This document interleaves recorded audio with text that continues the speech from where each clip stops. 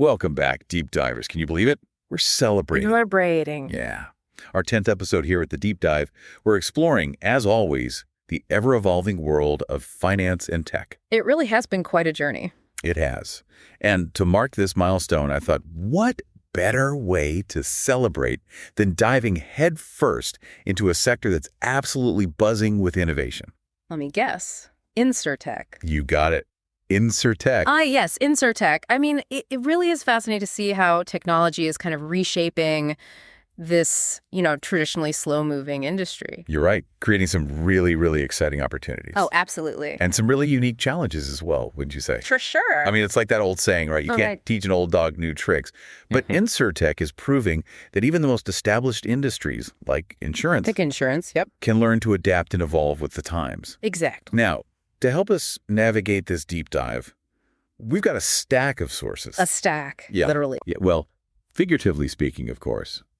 Articles on specific companies, trends, and even some opinions from, the big thinkers in the industry. The thought leaders. The thought leaders shaping this landscape. I like it. So get ready to explore the future of insurance because things are about to get really, really interesting. They are. And,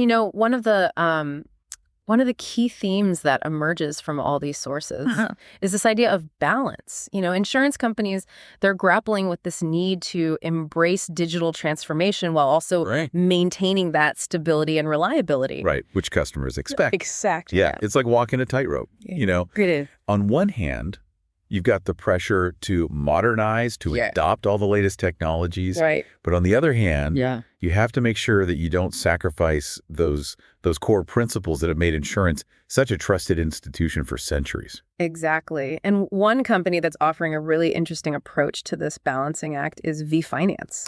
Yeah. They're a Belgian tech company, and they're proposing what they call a layered strategy for digital transformation. Layered strategy. Okay.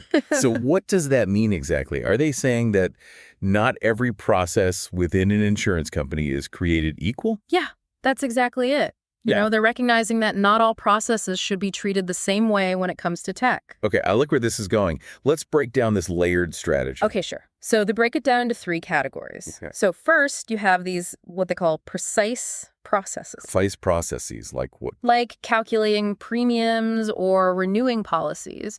So these are the tasks that can be, fully automated. Yeah, where accuracy is really important. Exactly. And human error, you want to minimize that as much as possible. Makes sense. Computers, they're great at crunching numbers. Much better than we are. And following rules. Yes. But what about those processes that require a bit more nuance, a bit more human judgment? Surely not everything in insurance can be reduced to just an algorithm, right? Oh, for sure. For sure. And that's where their second category comes in. Goal-oriented processes. Goal-oriented processes. Okay. So, like what? Give me an example. So think risk evaluation. Okay. Where there's a clear objective, but the path to achieving it might not be so straightforward. Right. There are a lot of variables to consider, a lot of unknowns. Exactly. And AI can definitely play a role here, but human oversight is still, absolutely crucial. It's not a simple yes or no, black or white. Not at all. There's a lot of gray area in insurance. Yeah, a lot of gray area, yeah. Now, this leads me to a question for our listeners. What aspects of insurance do you think should never be fully automated? Drop us a comment on our social media. We'd love to hear your thoughts. Yeah, because I think it's a really important point. Technology should serve us, not the other way around. Right. There will always be a need for, human judgment, empathy. The human touch. Exactly, in the insurance industry. Couldn't agree more. Now, before we move on, there's one more category in Vee Finance's layered approach. Oh, that's right. That's right. It's called highly adaptive processing. Highly adaptive, yeah. So these are the areas that are, constantly evolving. Like what? Like sales and marketing and customer engagement. Okay. Technology can certainly help optimize those processes. Yeah. But human creativity and decision-making are still essential. So it's all about finding the right tool for the job. It is. Recognizing that technology isn't a one-size-fits-all solution. Exactly. And it sounds like this layered approach from Vee Finance, it strikes a good balance, It does. It allows insurance companies to leverage technology without sacrificing that human element. Yes. Which is so crucial to their success. Yeah, for sure. Okay, so we're starting to see how companies are tackling this tech integration challenge. Right. with all this data flowing around, cybersecurity has to be a major concern, right? I mean, you hear about data breaches, cyber attacks all the time. It's got to be keeping insurance executives up at night. Right. Oh, it absolutely is. And it's not just a concern. It's actually becoming a regulatory requirement. Is it? It is, yeah. So where does that lead us? Well, this brings us to our next point. Okay. NIS2 regulations and the rising importance of third-party cybersecurity assessments. Okay, I have to admit, NIS2, it sounds a bit intimidating. It does, a little. Can you break it down for us? Sure. So, in a nutshell, NIS2 is a set of rules passed by the European Union aimed at strengthening cybersecurity across all sectors. All sectors. Yeah. And, they recognize that in today's world, everything's interconnected. Right. A cyber attack on one company can have ripple effects throughout the entire economy. So it's not just about protecting individual companies, it's about protecting the whole system. The whole system, exactly. Okay, that makes sense. Yeah. But what about these third-party assessments? Where do they fit into all of this? So think of these assessments as like a health check for a company's cybersecurity practices. They're becoming really important because, again, with so many interconnected systems, a vulnerability in one company's network can expose an entire supply chain to risk. Right. It's like a chain reaction. It is. One weak link can bring the whole thing down. Exactly. And what's interesting is that these assessments, they're moving beyond those simple yes-no questionnaires. Okay. We need more context, We need more nuanced insights into a company's security posture. Right, because a simple yes or no doesn't really tell you the whole story. It doesn't. And luckily, we've got some insights from Tom Ashcroft. Tom Ashcroft? He's the CISO of Unit 4. Unit 4, okay. Yeah, a major software company. And he's got some pretty strong opinions about this whole thing. Okay, I'm all ears. Oh. What does Mr. Ashcroft have to say about these assessments? Well, he raises a really important point about the limitations of these standardized scores, Okay. He argues that blindly relying on a generic risk rating can be incredibly misleading. So it's not enough to just get a passing grade? It's not, no. You need to dig deeper, understand the context, the specific vulnerabilities of each organization. Exactly. He's calling for more thorough investigations, more, detective work, if you will. So it's about truly understanding the nuances of the situation. Nuances, yeah. It sounds like he's advocating for a more proactive, almost skeptical approach to cybersecurity. Oh, absolutely. He believes that organizations need a clearly defined risk appetite. Risk appetite. So, what level of risk are they willing to accept? Exactly. And this tolerance might vary across different departments within an organization. That makes sense. He also stresses the importance of going beyond those simple yes or no answers. Right. And really seeking detailed information from suppliers to truly assess the risk. So it's about having those tough conversations, asking the hard questions. It is. Yeah. It sounds like he's pushing for a more, holistic and integrated approach to cybersecurity, where it's not just the IT department's responsibility, but something that needs to be embedded in the company's DNA. Exactly. And this focus on collaboration and information sharing, that's a theme that emerges in our next source as well. Okay, what have we got? It's the incredible story of Prudential. Yeah, a major insurance player, and their partnership with APIX, which is a digital innovation platform. Interesting. Right. What were they trying to achieve with this partnership? Well, Prudential was looking for, innovative ways to engage customers. They realized that the traditional insurance model with all the paperwork and complex processes, it wasn't exactly exciting for the average consumer. You're telling me? Yeah. I think most people would rather do just about anything else than deal with insurance paperwork. Exactly. So what did they do? So that's where APIX came in. They connected Prudential with a network of InsurTech startups. Startups. Yeah. Okay. And together, they co-created some really engaging gamification tools. Like gamification? Gamification in insurance, yeah. In insurance? I know, right? It sounds kind of crazy. How does that even work? I mean, are we talking about turning insurance into a game? That's pretty much it. So instead of just reading through those, dry policy documents, you're interacting with an app that uses game-like elements to, teach you about insurance concepts and reward you for making smart decisions. Okay.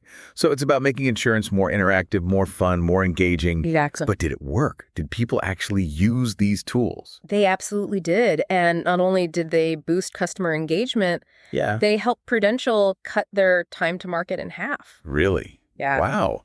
That's impressive. So it was a win-win for everyone. A win-win for everybody. Now, what does this tell us about the broader InsurTech landscape? Is this kind of collaboration becoming the new norm? It really seems that way. This case really highlights the power of collaboration in InsurTech. Right. It allows companies to, work together. To accelerate innovation, yeah. To share resources, expertise. Exactly. Even enhance risk management. By exchanging insights, yeah. So it's not just about competition. It's about recognizing that everyone has something to contribute. Yeah, it's about creating a more collaborative, interconnected ecosystem. Yeah, exactly.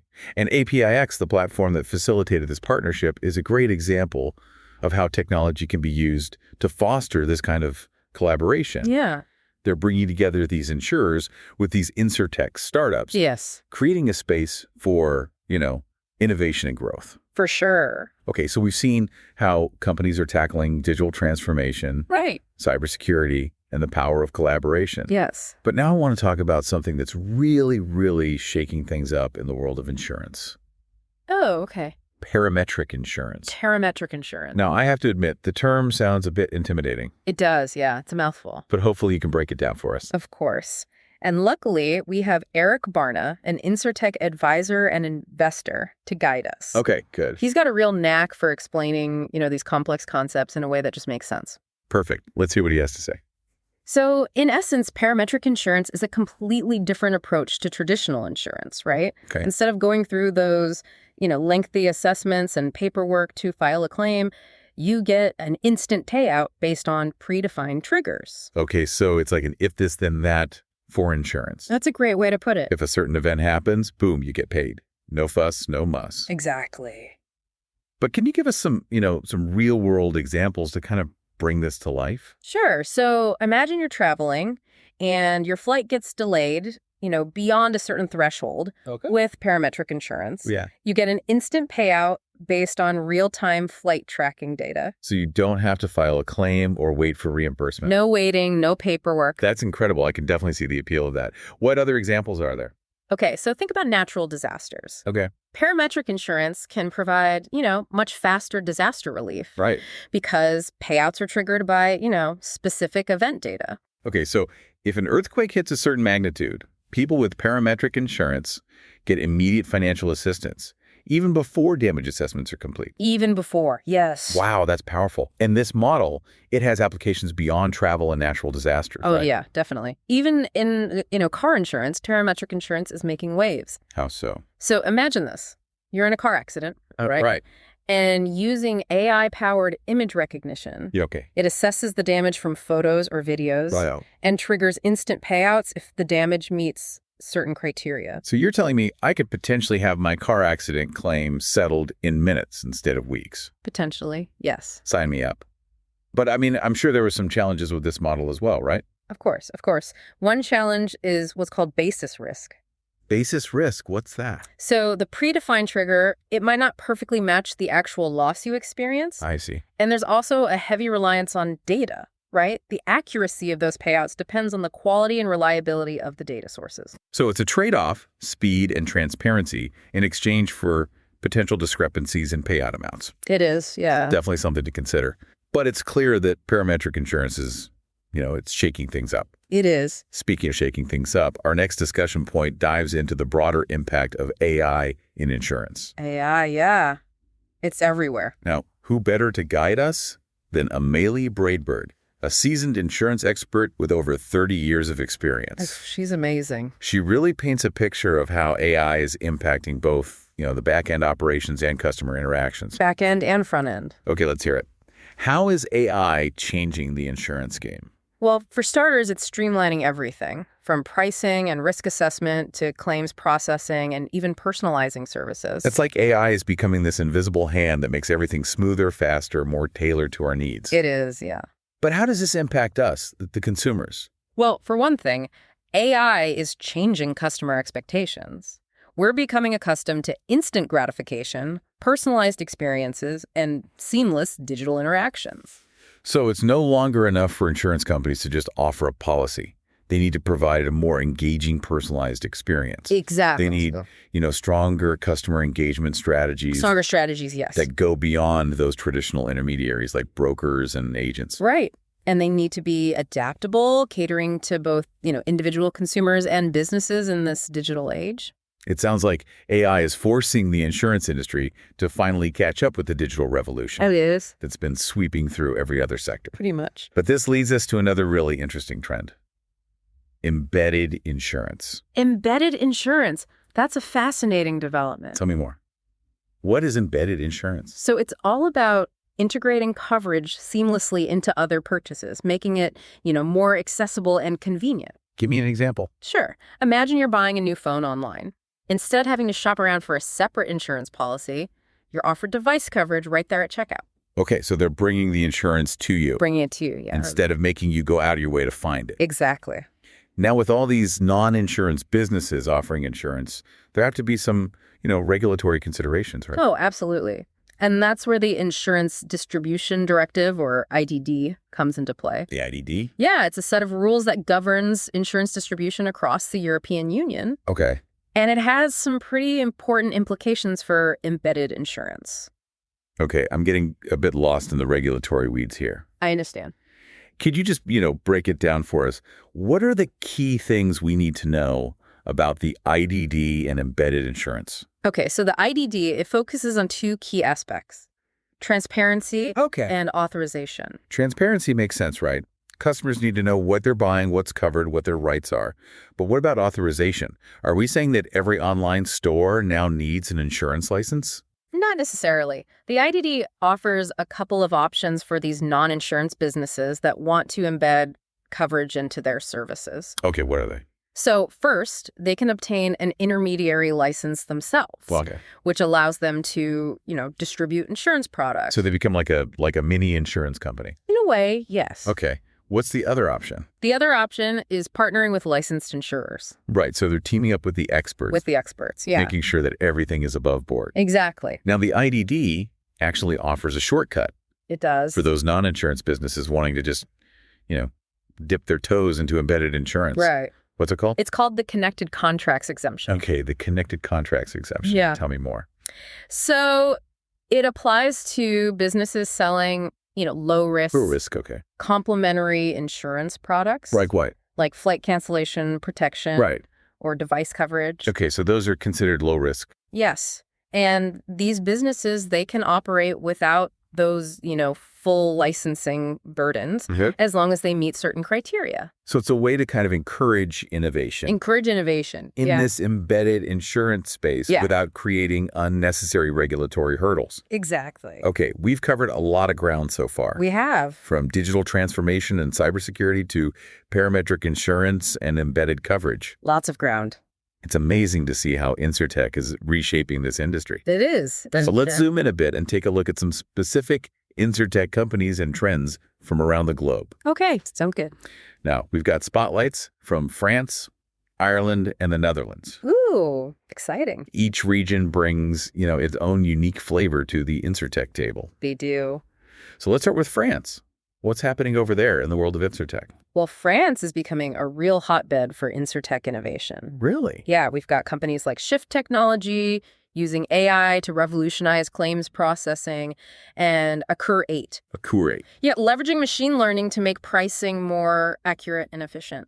So they're tackling some of the, the biggest pain points in the insurance industry. Big ones. Yeah. What else is happening? Okay, so we've also got Plus Simple, which is a tech-enabled managing general agent, or MGA, that's catering to small businesses, and Descartes Underwriting, making waves in the world of parametric insurance. Hold on, you said MGA. What's an MGA?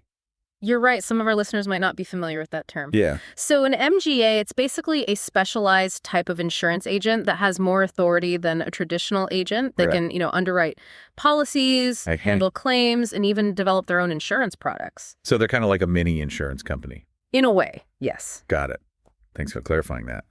So it sounds like France is really embracing InsurTech. It are. From AI-driven solutions to new business models. Yes, excited. And then there's Ireland, with a growing number of companies joining the APIX platform. APIX, yep. The platform that brought Prudential and those gamification startups together. That's right.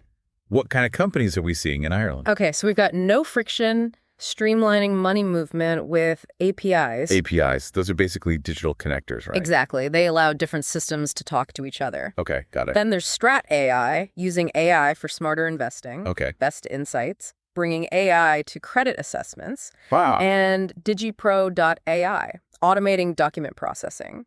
So it sounds like Ireland is leveraging technology to make every aspect of finance, smoother and more efficient. They are. And all of these companies, they're connecting through APIs, expanding their reach and impact. Exactly. Collaboration in action. Now, what about the Netherlands? What's happening in the world of InsurTech over there? Okay, well, we have some insights from the founder of InsurTech Amsterdam, who, really highlights the challenges, the opportunities, and that collaborative spirit that defines this ecosystem. The Netherlands is known for its collaborative business environment, right? Very much so, yeah. So it sounds like their approach to InsurTech reflects that collaborative spirit. It does. They're focusing on, meaningful networking and knowledge sharing, creating a space where insurers and startups can connect and learn from each other. So it's not just about, attending conferences and collecting business cards. No. It's about building real relationships. Real relationships? And driving innovation through collaboration. Exactly. And it sounds like this collaborative approach is paying off. The Netherlands is home to a growing number of, successful InsurTech companies. It is, yeah. Tackling everything from customer experience to complex risks. AAR. So it's clear that InsurTech is this global phenomenon. It is. With each region bringing its own strengths and approaches to the table. For sure. But one thing is for sure.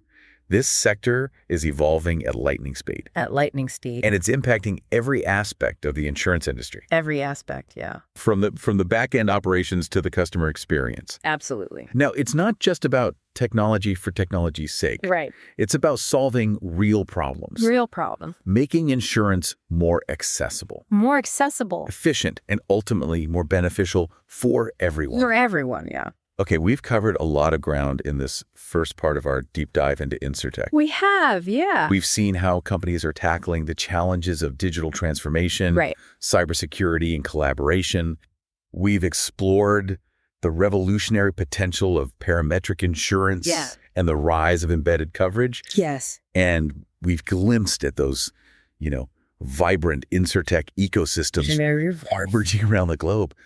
But we're just getting started. Oh, we are. Stay tuned for part two. Part two. Where we'll continue our exploration of this exciting and ever-evolving industry. It's a wild ride. It is. Welcome back to our deep dive into the exciting world of InsurTech.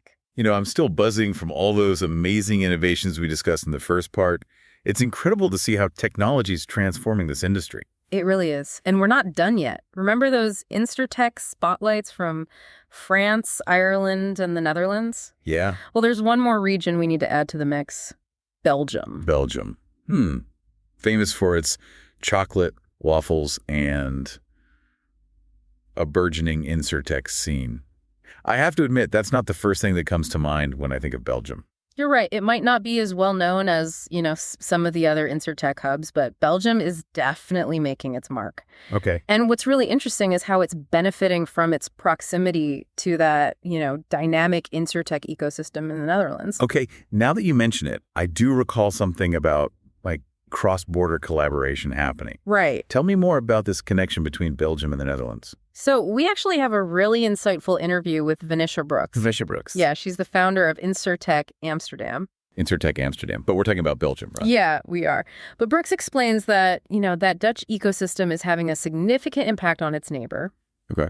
She talks about how the Dutch approach to InsurTech, with its emphasis on collaboration and knowledge sharing, is creating opportunities for Belgian startups and insurers alike. So it's like a ripple effect, spreading innovation across borders. It is. It is. And Brooks points out some unique benefits of the Dutch approach, particularly for startups. Okay, like what? So she highlights the strong regulatory framework in the Netherlands, which, while it might seem strict at first glance, actually fosters trust and stability in the long run. So it's about creating a solid foundation for growth. Right. Ensuring that innovation happens within a, responsible and sustainable framework. Exactly. And that can be particularly appealing for startups looking to scale and expand internationally. That makes sense.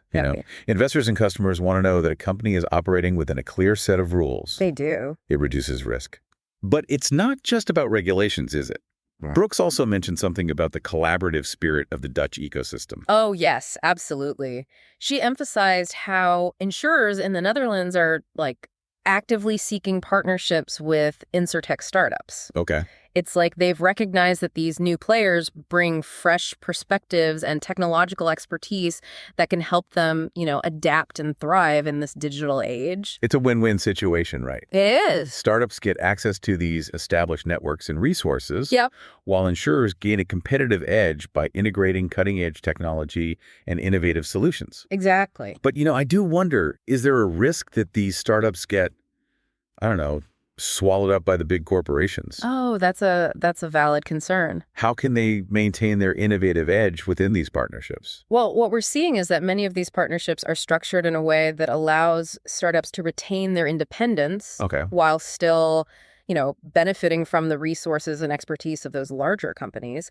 It's about finding a balance. Great.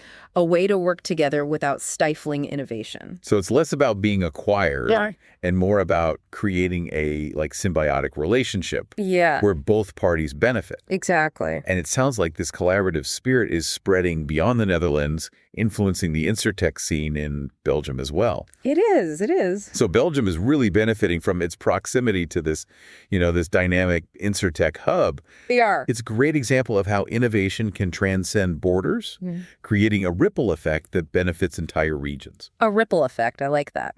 And speaking of benefits, let's shift gears a little bit and talk about a company that's leveraging technology to transform the way insurance payouts are handled. Okay. We've got a fascinating deep dive into Verestro. Okay. They offer a fintech as a service platform. Fintech as a service, okay. Specifically designed for insurance companies. Interesting. Fintech as a service. That sounds pretty high-tech. Can you break it down for us? So imagine this. Instead of insurance companies having to build, their own complex payment system, they can simply plug into Verestro's platform and instantly access all the tools they need to make seamless digital payments. It's like they're providing the building block. The building blocks, yes. For a modern connected insurance experience. Exactly. No need to reinvent the wheel. Just focus on delivering that, exceptional service to customers. That's it. And what's really cool is how Verestro empowers these insurers to offer customized MasterCard payment cards. MasterCard payment cards, yeah. These cards, they can be issued instantly. Through a user-friendly web portal or mobile app. That's right. And they can be tailored to specific scenarios. It can. Okay, so give me an example. So let's say you're traveling and your luggage gets lost. Okay, classic travel nightmare. Right. So instead of waiting weeks for reimbursement, your insurance company could instantly issue you a virtual card. A virtual card? Yep. To cover those immediate expenses. Wow, that's amazing.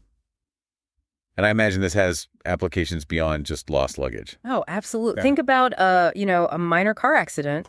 With Verestro's platform, you could receive, instant reimbursement for those repair costs directly to your card. So it completely eliminates all that, that hassle of paperwork waiting periods. The paperwork. Yeah. And those frustrating back and forths with insurance adjusters. All gone. It really puts the power back in the hands of the customer. It does. And it's not just about speed and convenience, is it? Verestro's platform, it also enhances security, right? It does. Yeah. So these virtual cards, they use two-factor authentication. Okay. And can be easily added to, digital wallets like Apple Pay or Google Pay. So it's a win-win for both, insurers and consumers. Win-win, yeah. Insurers, they streamline their payout processes. Enhance customer satisfaction. Yes. And consumers get instant access to funds and a more seamless, digital experience. Absolutely. And it's amazing how Verestro's platform has such a wide range of real-world applications, right? It does. We're talking about everything from, advance payments for urgent services to emergency funds for travelers who lose their wallets. It's true, yeah. They've thought of every possible scenario. Yeah, every scenario. Where instant access to funds would be a lifesaver. A lifesaver, exactly. They're really transforming the way insurance interacts with our everyday lives. They are. And, this brings us to another important point. Okay. We've talked a lot about technology and innovation, but what about the human side of InsurTech? Right, the human side. How are these advancements impacting the people working in this industry? Yeah, that's a great question. I mean, it's easy to get caught up in all the excitement of, new technologies. The excitement, yeah. But we can't forget about the human impact. Are there downsides to all of this disruption? Are jobs being lost? Are people being left behind? Those are valid concerns. And while it's true that, some jobs may become automated Right. as technology advances, what we're also seeing is the creation of entirely new roles and opportunities within the InsurTech sector.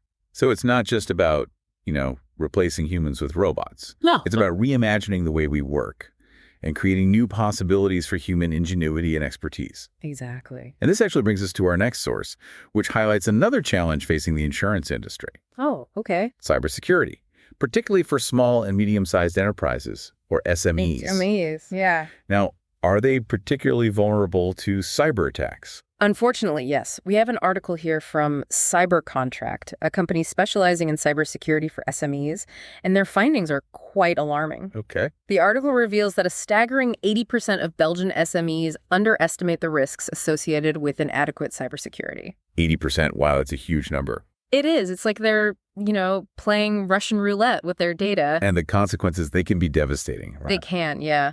The article states that the average cost of a cyber attack for an SME is a whopping $145,000. 145,000? Yeah. That's enough to cripple many small businesses. It is, for sure. But what exactly are these SMEs doing wrong? Are they just not investing enough in cybersecurity? Well, it's not just about money. The article highlights, several factors contributing to this vulnerability. Okay, like what? So many SMEs, they simply lack awareness of the risks. Okay. They think, we're too small to be a target, but that's simply not true anymore. Right. Cyber criminals, they're not discriminating. They're not. They're going after anyone they think they can exploit. Exactly. And cyber criminals are increasingly targeting SMEs because they often have weaker security measures in place. So it's a bit like, leaving your front door unlocked Yeah. and then being surprised when someone walks in. And a lot of these attacks, they're preventable. Right. Many of them are, yeah.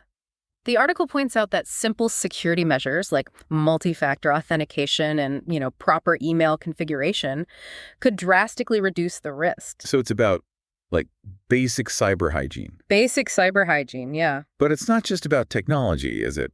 I've heard that, human error is often the weakest link when it comes to cybersecurity. Oh, that's absolutely true.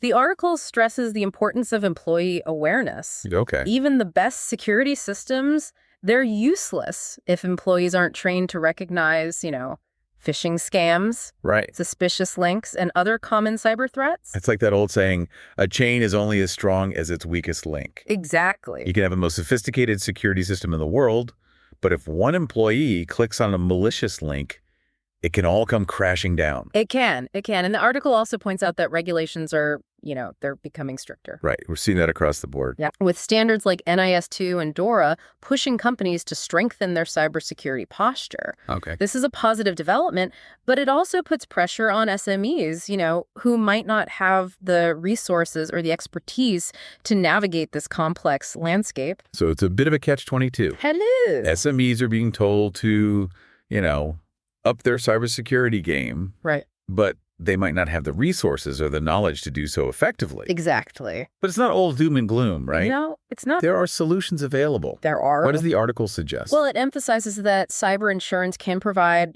valuable peace of mind for SMEs, helping them mitigate those financial risks associated with cyber attacks. So it's encouraging to see that, insurers are stepping up to address this growing need. They are.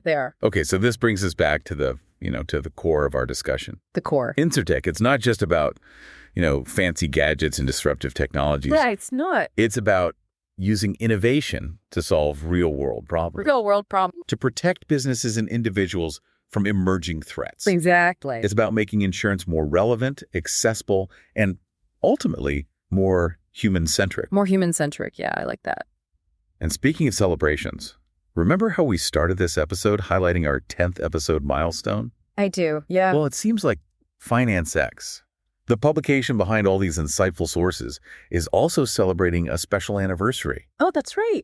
They're celebrating their 10th edition. The 10th edition. Wow. Time flies when you're diving deep into the world of finance and technology, doesn't it? It really does. And their journey, much like ours, has been all about growth, collaboration, and a passion for exploring the frontiers of finance and technology. Frontiers, yeah. They started as a simple idea, A simple idea. A way to bring together diverse voices and perspectives Right. in a curated publication. In a publication, yeah. And now they've evolved into a global platform with contributors from all corners of the financial world. It's amazing, isn't it? It's a testament to the power of, sharing knowledge and fostering connections. Just fostering, yes. And it lines perfectly with what we're trying to achieve here at the Deep Dive. It does. We're all this journey of discovery. A journey, yeah. And it's through collaboration, open dialogue, and a willingness to embrace new ideas that we can truly unlock the transformative potential of finance and technology. The transformative potential, for sure. And speaking of unlocking potential, let's shift our focus to a region that's becoming a major player in the world of fintech. Okay, which region? Asia. Asia, okay. A continent brimming with innovation, a rapidly growing middle class, and a hunger for digital solutions. It's a hotbed of activity over there. It's no surprise that, that fintech is flourishing there. No surprise at all. Now, we have a source that takes us right to the heart of this, this exciting landscape. Oh, okay. What is it? Money 2020 Asia. Money 2020, okay. It's one of the most, influential fintech events in the region. I've heard of Money 2020. It's a big deal. A big deal, yeah. And the Asian edition is particularly interesting because it brings together, those biggest names in fintech, banking, and payments from across the region. It does. Creating a space for, discussion, collaboration, and deal-making. For sure. So it's not just a conference. Well, it's not, no. It's a hub for innovation and growth. A hub. I like that. What were some of the key themes at this year's event? Well, one of the, the main focuses was the future of cross-border payments. Cross-border payments, okay. With Asia's diverse mix of, countries, currencies, and regulatory frameworks. Yeah. It's a real hotbed for innovation in this space. I can imagine. The source actually highlights the presence of, key regulators from countries like Malaysia, Thailand, and the Philippines. Okay. Alongside fintech leaders from companies like, Gcash and Airwallex. Interesting. So it's not just about developing new technologies. It's about creating a regulatory environment that fosters innovation and enables these technologies to thrive. Exactly. And that's what makes Money 2020 Asia so interesting. Yeah. It's not just a showcase of the latest gadgets.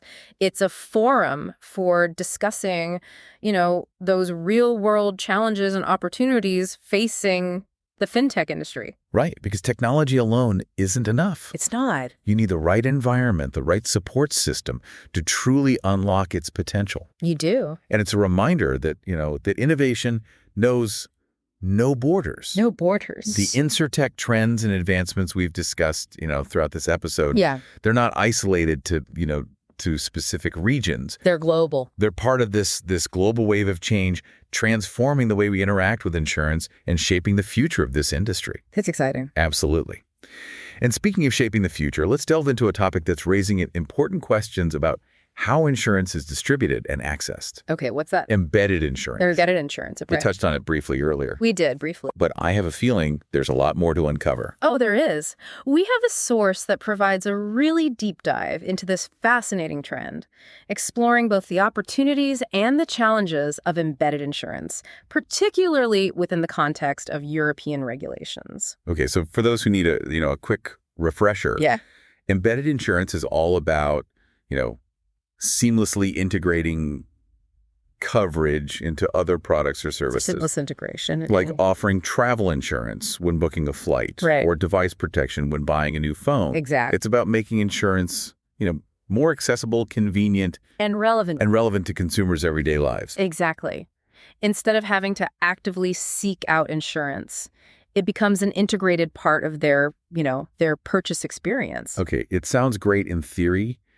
But I can imagine there are some hurdles to overcome, especially when it comes to regulation. Oh, there are. After all, we're talking about non-insurance businesses now offering insurance products. Right. So how does that work? Well, that's where the source gets really interesting. Okay. It delves into those regulatory considerations surrounding embedded insurance, particularly in the context of the Insurance Distribution Directive, or IDD, which governs, insurance distribution across the European Union. Okay, I remember us talking to the IDD earlier. We did. It's all about, ensuring that this new model of insurance distribution doesn't compromise consumer protection. Right. Or create loopholes for, unscrupulous actors. It is, yeah. So what does the source say about the IDD and embedded insurance? Well, it highlights two key aspects of the IDD that are particularly relevant to embedded insurance. Okay. Transparency and authorization. Transparency makes sense, right? It does. Consumers need to clearly understand what they're buying, what's covered, what their rights are. For sure. But how does authorization work in this context? That's where it gets a bit tricky. The source explains that non-insurance businesses embedding coverage into their services, they have a couple of options. Okay, what are they? So, they can either obtain an intermediary license themselves, Okay. which allows them to distribute, insurance products. So like we were saying earlier, they kind of become like a mini insurance company. In a way, yes. But there's another option, What's that? partnering with licensed insurers. Okay, so they're teaming up with the expert Yes. for ensure compliance. Exactly. So it's about creating a system where everyone plays by the rules, regardless of whether they're a traditional insurer or a tech company dipping their toes into the insurance water. Right, a level playing field. A level playing field, yeah.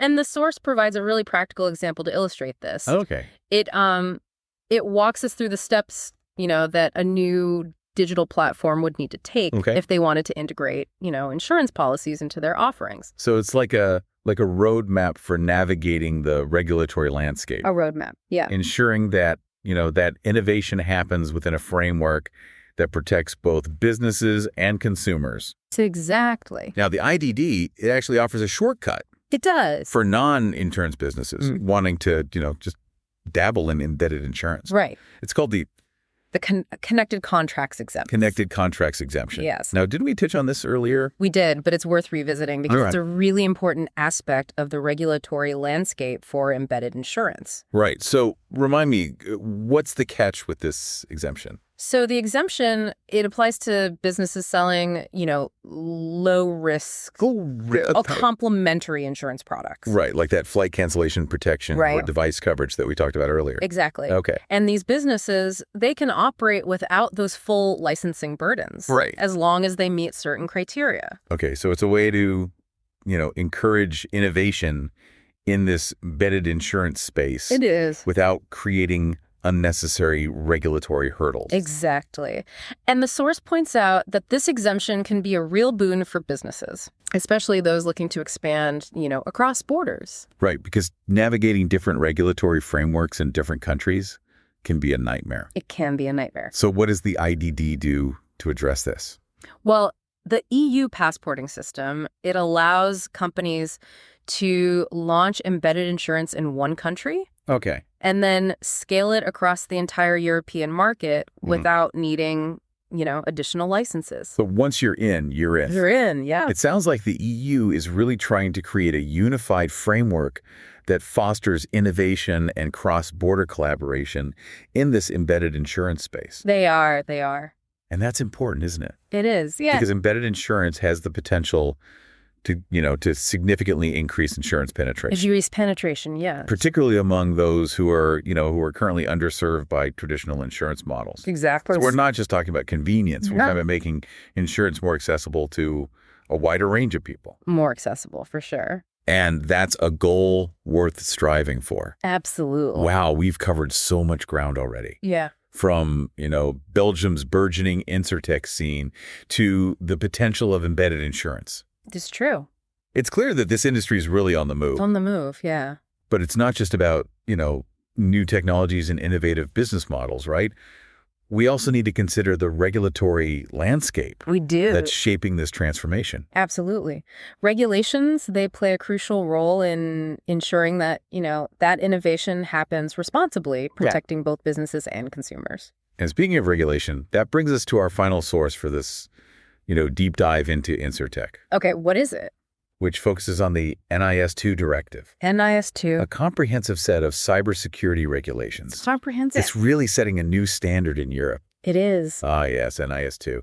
We touched on it briefly when we were discussing cybersecurity assessments. We did, yeah. But I have a feeling there's, a lot more to unpack. Oh, there's... Can you give us, a quick overview of what NIS2 is all about? Sure.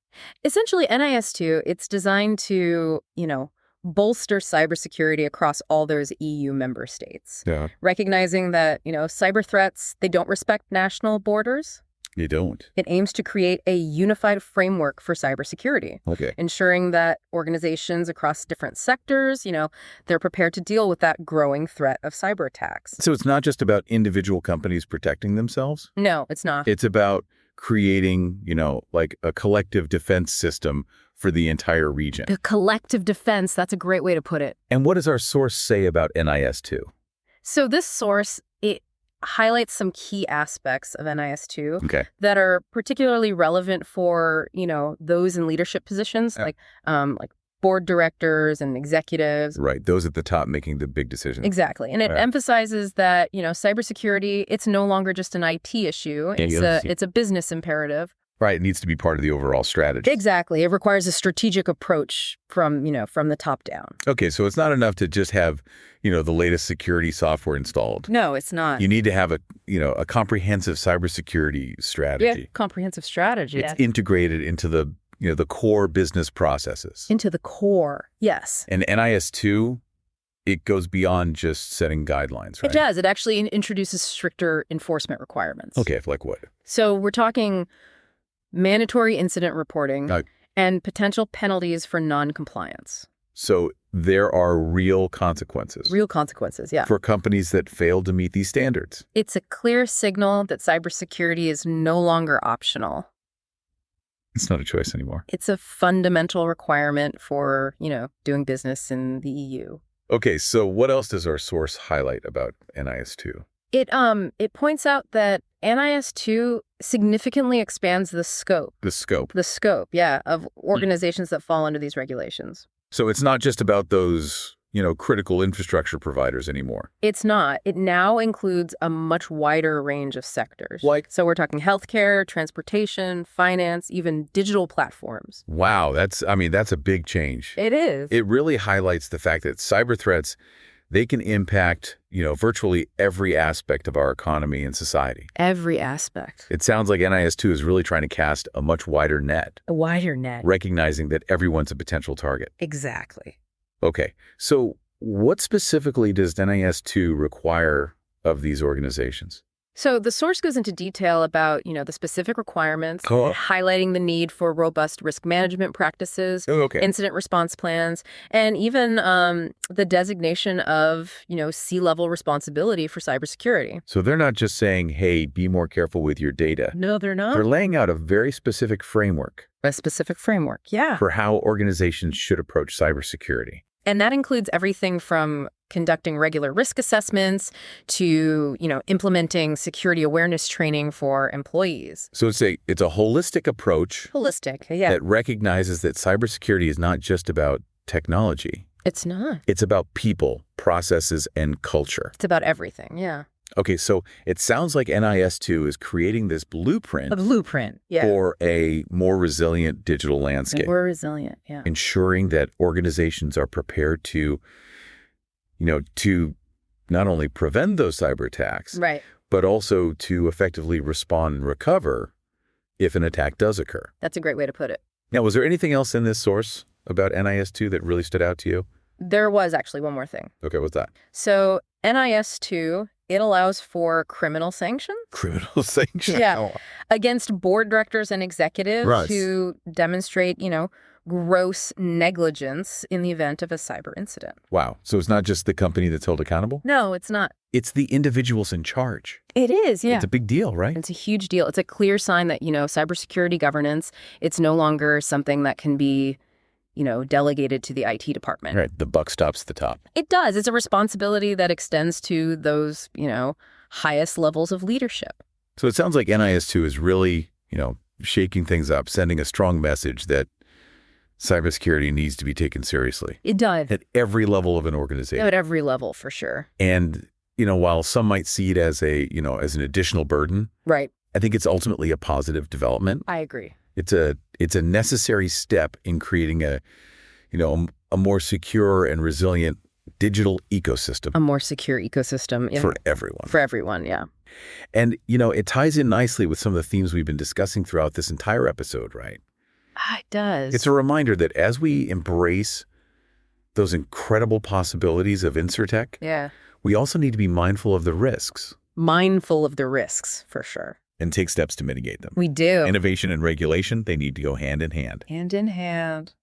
And on that note, I think it's time to wrap up this 10th episode extravaganza. Wow. Has it really been 10 episodes already? It has. It has. It feels like just yesterday we were starting out on this journey, exploring this fascinating intersection of finance and technology. It's been quite a ride. It has, hasn't it? But before we sign off, we want to leave you with one final thought-provoking question to ponder.